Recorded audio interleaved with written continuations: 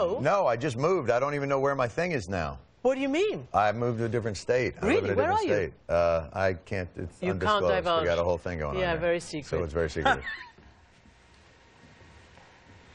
Okay, what Jon Stewart was actually responding to there was your question that he didn't vote. He seemed to admit that during the midterm elections, he did not vote. And Christian, you sat down with him to talk about a movie that he's involved with, but it came out during the interview that you asked him, did you vote?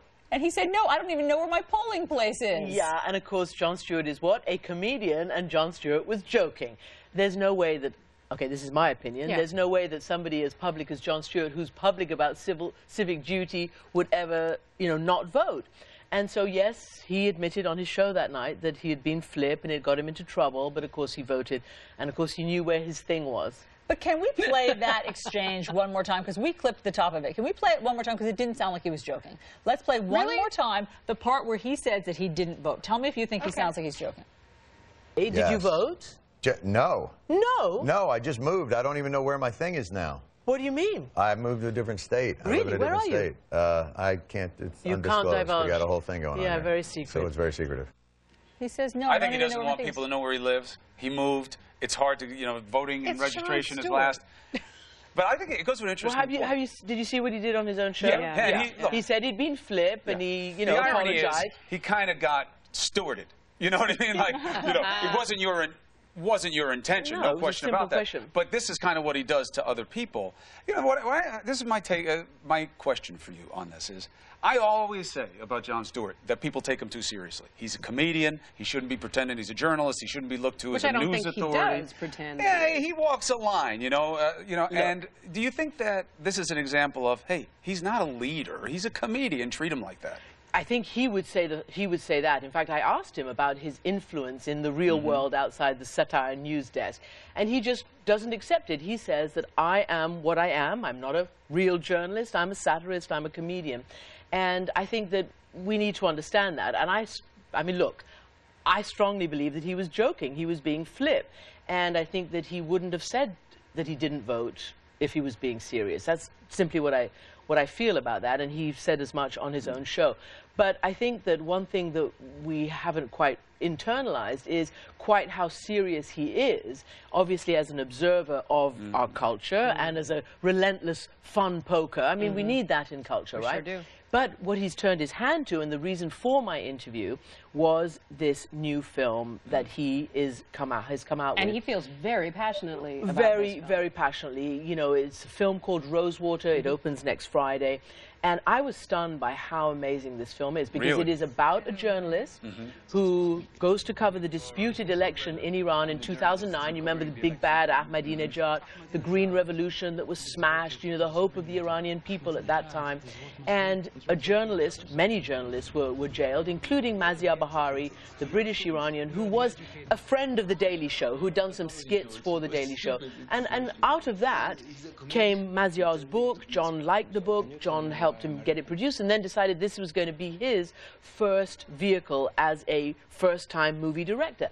And I was very, very surprised by how serious, how true to life, with a little comedy, because the whole thing is absurd, as he keeps saying. It's like Kafka-esque. All of us journalists, let's face it, are in jail all over the world, not just in Iran. I mean, my colleagues in Turkey, in Egypt, everywhere. And as you rightly pointed out, this administration has a lot of American journalists under huge pressure. James Risen of the New York Times threatened to go to jail because of refusing to divulge his sources. That's ordinary reporting. And so journalists everywhere are under threat. How do you think the movie's going to be received? Especially because of what we expect of Jon Stewart, right? Again, I think it's amazingly counterintuitive for the general public, people who know him as a comedian, as a satirist.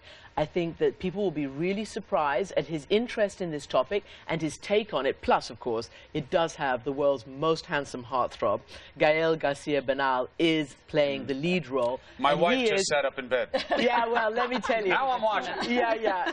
He is truly amazing. And again, we all ask ourselves, what would happen? How would we endure being in solitary confinement, being abused, being, you know, on the verge of torture, threatened with death. You don't know whether your wife knows what's happened to you, the world knows what happened to you. As Maziar told me, you know, he was blindfolded for practically the entire 4 months.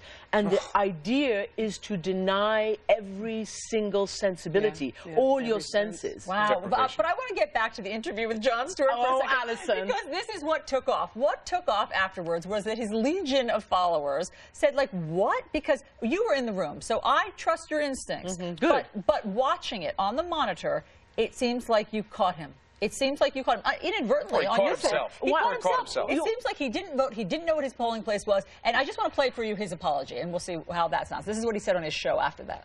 To set the record straight, I did vote today. I did know where my booth was. I was being flip, and it kind of took off.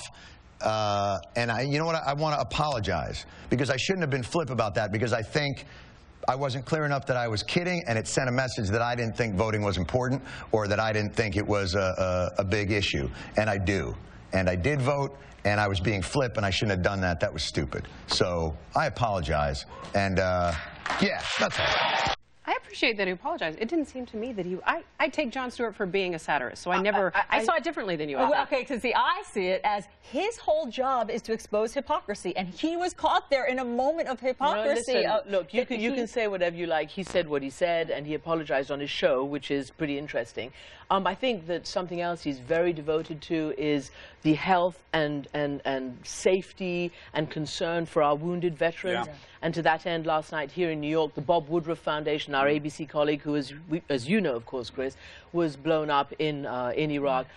Jon Stewart headlines it. All these amazing people give their services free, comedy and Bruce Springsteen singing, and it was tremendous. And he does more than perform. Look, I have my own issues with what Stewart does, especially to me. But he not only goes to stand up for these wounded warriors, he gets other guys to do it. He gives his time, and he treats them with a dignity and respect that they don't get enough. He does a great service. Don't get me wrong. And you should watch the chairman of the Joint Chiefs of Staff at the event last night, belting out New York. You must get the video and play it. It was good, and not just because he was the Joint Chief. Yeah, they actually brilliant. We need more time, but be sure to watch Chris John's show, Arm Rapport, on CNN International at 2 p.m. and 5 p.m. Eastern. Great to have you in the studio. Thank you, Alison. All right, there is a lot of news going on this morning, and it's not just politics.